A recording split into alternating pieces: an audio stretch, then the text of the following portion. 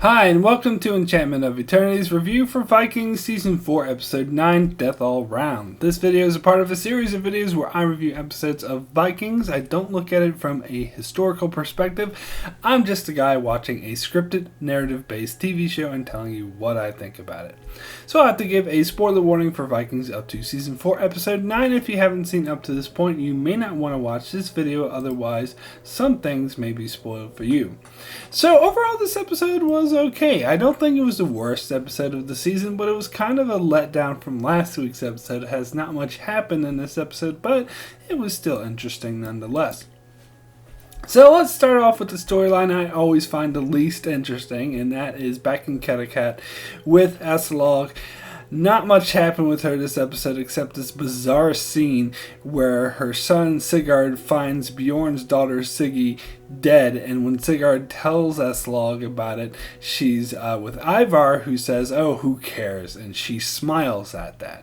What the fuck is this all about? I don't get it. Is it because Siggy isn't related to her, but related to Ragnar, who she no longer cares about? Is that why she doesn't care about Siggy? Plus, I'm pretty sure she was the one who was supposed to be taking care of her as her mother ran away and Bjorn's off at war. But here she says, "Oh, I thought someone else was taking care of her," to which Sigurd replies, "Clearly not, but she doesn't care." I don't know. I find the scene strange, and I just don't really care for it. So let's move on to Aethelwulf with his son Alfred traveling with the Frankish priest to Rome. I'm actually surprised we got these scenes, as I didn't expect to see them again until the return, although not much happened in these scenes, mainly the Pope showing Alfred his favor, obviously foreshadowing that Alfred will be a very important person. I did find the scene where Alfred was standing there holding the sword with the crown on his head quite amusing because he didn't seem to know what was going on and looked kind of funny, but whatever. Earlier I said that I thought maybe Ekbark was hoping Aethelwulf and Alfred would die along the way, but I take that back. I think I was definitely wrong. I don't think that's the case. I think Ekbark generally wants to give Alfred an advantage by having the Pope anoint him or whatever he does, as he does in this scene, and I actually think Ekbark favors Alfred over Aethelwulf. The reason he sent Aethelwulf with him, however, was obviously to get rid of Aethelwulf, but also to keep Alfred safe. So let's go over to England next, where again we don't get many scenes, just the one where King Ekbark is officially pronounced King of Mercia in addition to being King of Wessex. And the King of Northumbria, not surprisingly, isn't too thrilled about this and is grumpy the whole time until he confronts Ekbark about it, who, while putting on the pretense of being friends, confirms that Ekbark now expects to be treated as his superior rather than his equal, which will of course piss him off, so I wonder what this will lead to. So next, let's talk about the Paris storyline, where the Emperor gives Roland the rank of Count in charge of the Paris's defenses, and while Rollo couldn't care less, his wife is really pissed about this and later goes to Rollo to complain, and rightfully points out that this guy and his sister are power hungry and should be watched over carefully, whereas Rollo still doesn't really care. Then we see the Emperor speak directly to Roland and ask for his permission to sleep with his sister, which he gives, and then he asks for something else. And then the next time we see them, they're in bed together. So I'm confused. When he asked to sleep with his sister, was this just a pretense so he could sleep with him? Or is he sleeping with both of them? I'm not sure, because he seems to be flirting with her in the previous episode, but either way, he really shouldn't trust either of them. So finally, let me get to the Viking storyline, which is the meat of the episode that begins with showing the Vikings continue to port their ships across the land with these elaborate contraptions. However, last week when I granted that a lot of time has probably passed between these scenes, in this episode they prove it, as in the first scene we see Lagertha is very noticeably pregnant, where she wasn't showing at all before, so at least several months have passed since the previous episode, which does mean they've been hauling these boats across the land for months. So we see a couple of Frankish farmers come across the Vikings hauling their boats and recognize them as Northmen.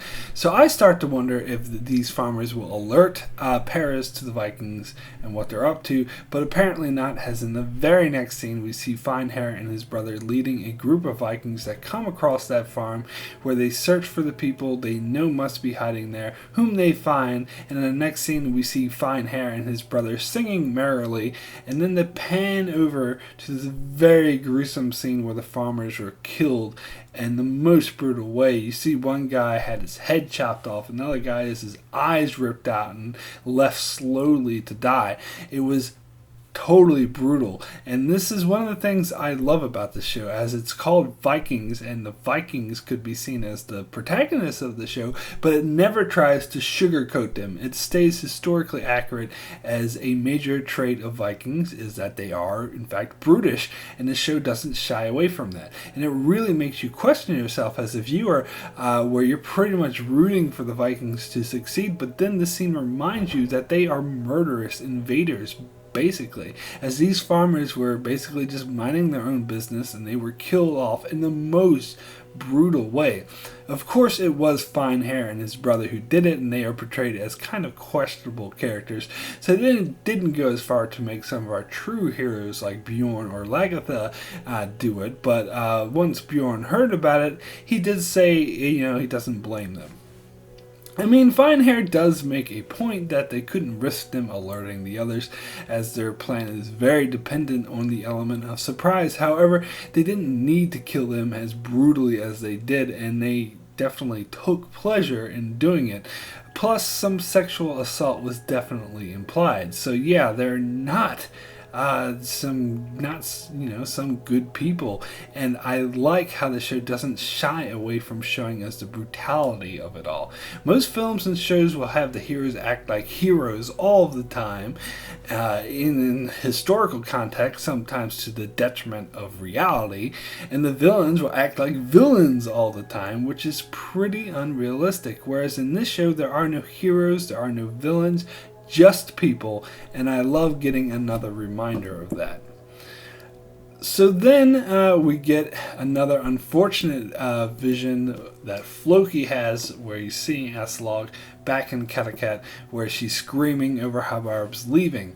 So it does seem like they are going somewhere with the storyline, but I'm not quite sure where yet. But I think the whole thing is silly, and I don't really care for it. However, I do think that the scene was very beautifully shot and edited, so I do appreciate the cinematic style of it.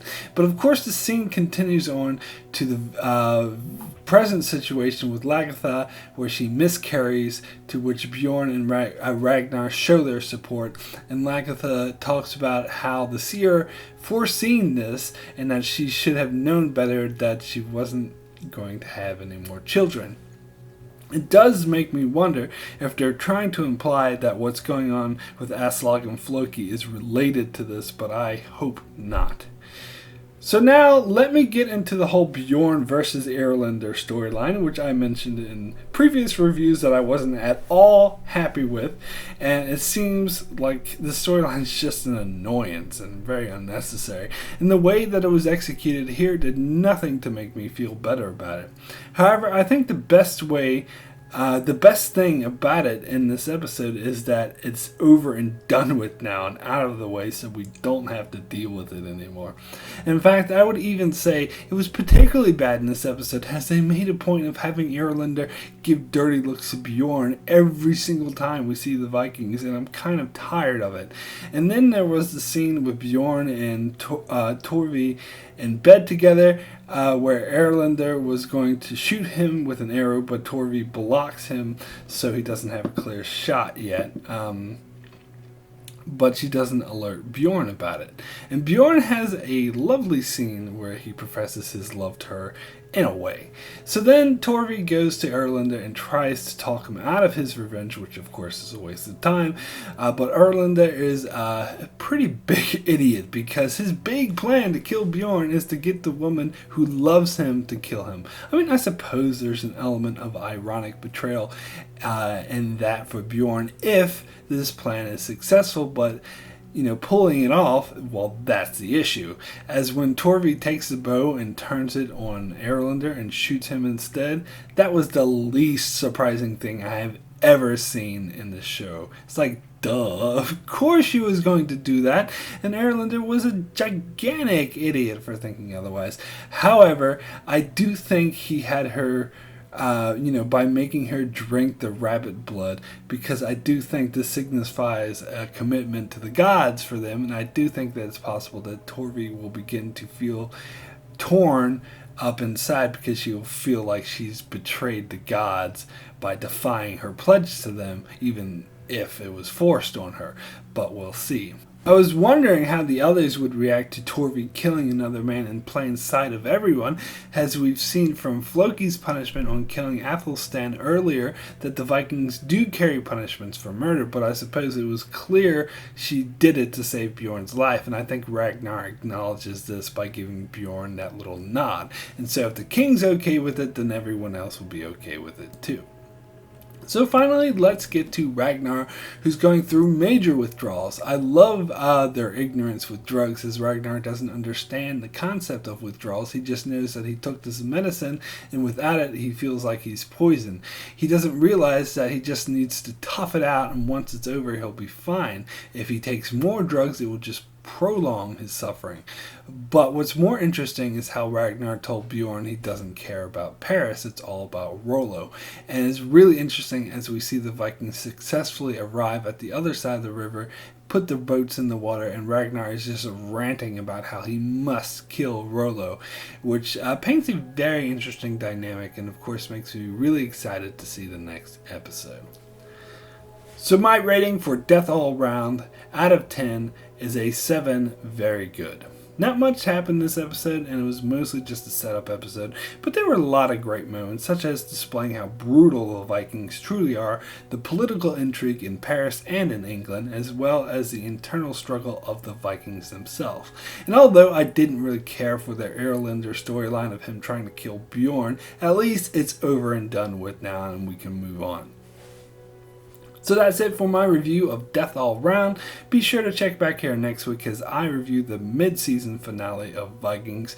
And be sure to check out my channel as I cover the hell out of Season 6 of Game of Thrones, as well as videos on many other shows like Better Call Saul, Fear the Walking Dead, Star Trek, Orphan Black, and more. And make sure to subscribe so you can keep up with all of that. And thanks a lot for watching.